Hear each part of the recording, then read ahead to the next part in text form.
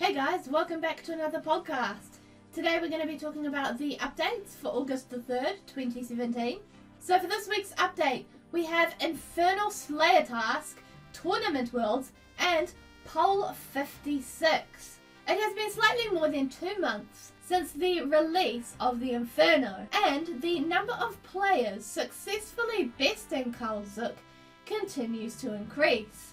Today marks the release of an Inferno Slayer Task. Tournament Worlds are reopened in preparation for the PvP Championship, which takes place in a little over a week's time. Poll 56 has a strong emphasis on quality of life changes, plus the usual range of patches, fixes, and QOL tweaks. So, for the first part of the update, we have the Inferno task. Firstly, it's important to specify that this task will be solely for those who have already killed Karl Zook. Today sees the release of the most challenging and rewarding Slayer task yet. Upon being assigned a Za task, players who have successfully already done so will be offered the chance to once again challenge Karl Zook. Completion of this task will yield 100,000 Slayer XP from killing Karl Zook, and it offers an increased chance of the Jal Nib Rick Pet. The Slayer helmet and damage accuracy boosts will be effective against all monsters inside the Inferno. And naturally, the Expeditious Bracelet and the Bracelet of Slaughter do not affect the task. Dying during the task or leaving the Inferno prior to completion will see the task wiped, as with the Tokjad task. Next we have Tournament Worlds. Worlds 408 and 409 are being converted to Tournament Worlds in preparation for the PvP Championship. As the PvP Championship is our most ambitious non-deadman competition to date, they feel that it is fitting to allow the participants to practice in an environment as close to the championship as possible. Naturally, everybody else is encouraged to join in the fray and test their might too.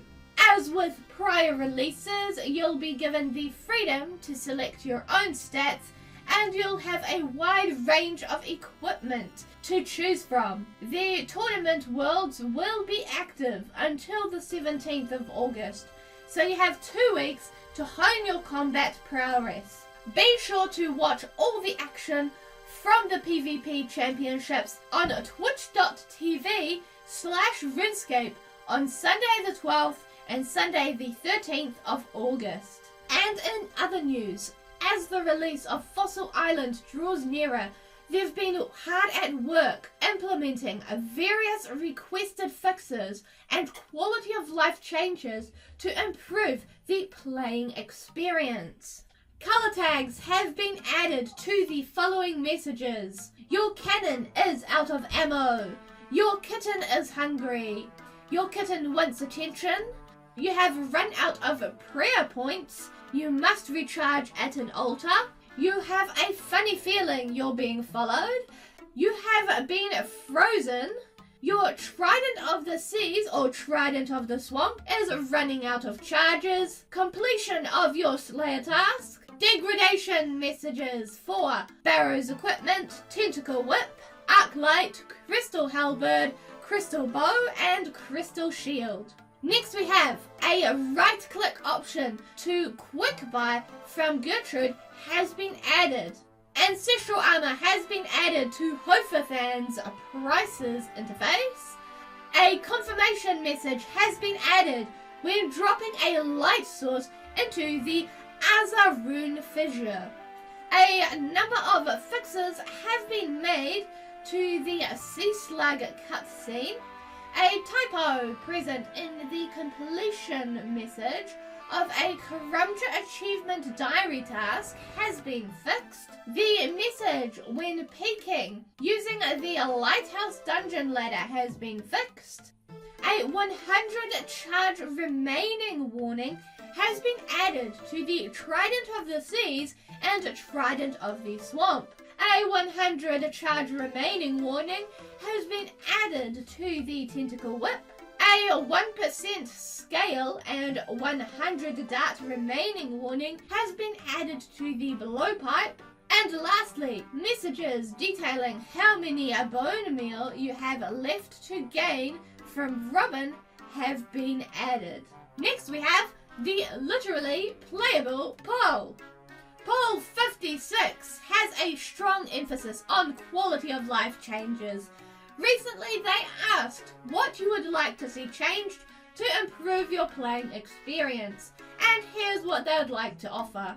Question 1. Should you be able to recolor individual pieces of Graceful after the initial set recoloring purchase from Brimhaven Agility Arena? For example, if you previously recolored Graceful equipment and then lost it, you'd be able to recolor individual pieces rather than have to recolor the entire set.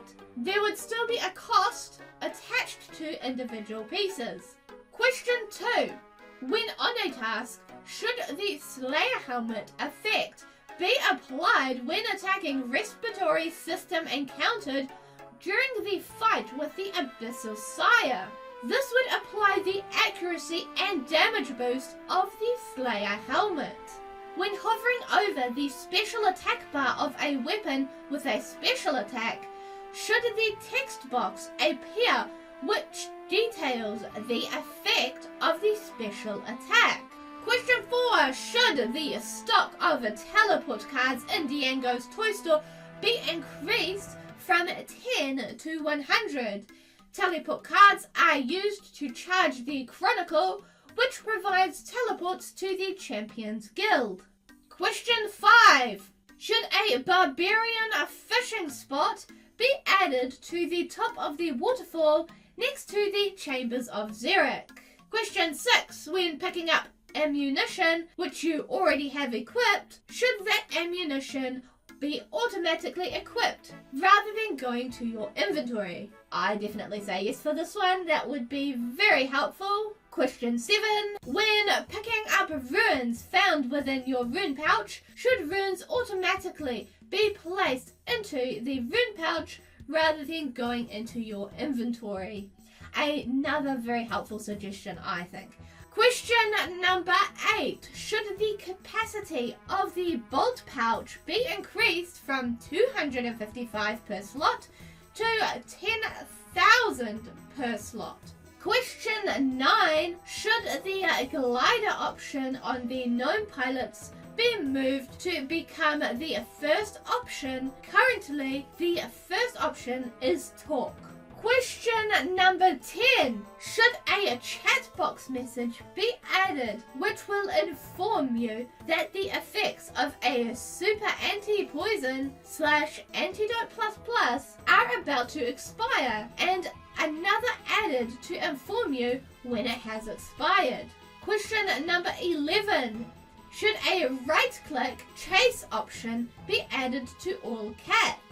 Question number 12. Should a left-click option be added to the animation room of the Warriors Guild, which would automatically place the highest tier armor to be animated? Question number 13. Should we remove the retreat of the animated suits of armor within the Warriors Guild? Question number 14. Should they change jewelry placeholders so that fully charged and completely depleted placeholders have a distinct placeholder whilst all other states share a placeholder? For example, a Ring of Dueling 8 would have a placeholder and another placeholder for charges 1 to 7. An Amulet of Glory would behave in the same manner but would also have a placeholder for a depleted amulet.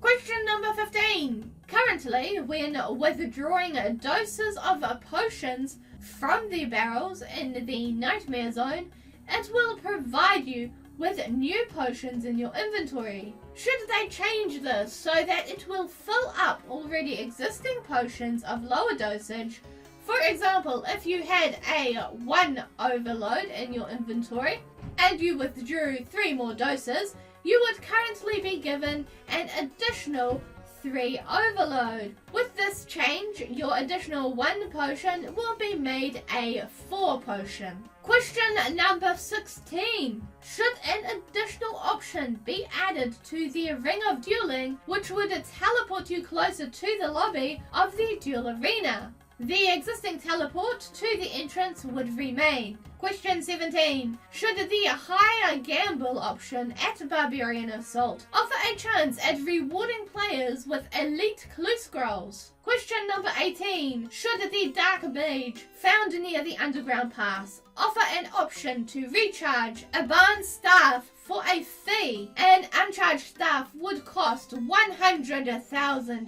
GP to recharge, and an upgraded staff would cost 250,000 GP to recharge. It would still be possible to recharge the staff for a fee inside Underground Pass. Question number 19. Should elemental rune packs be added to the Ha-Mej-Ro in the Mor-Ul-Rek?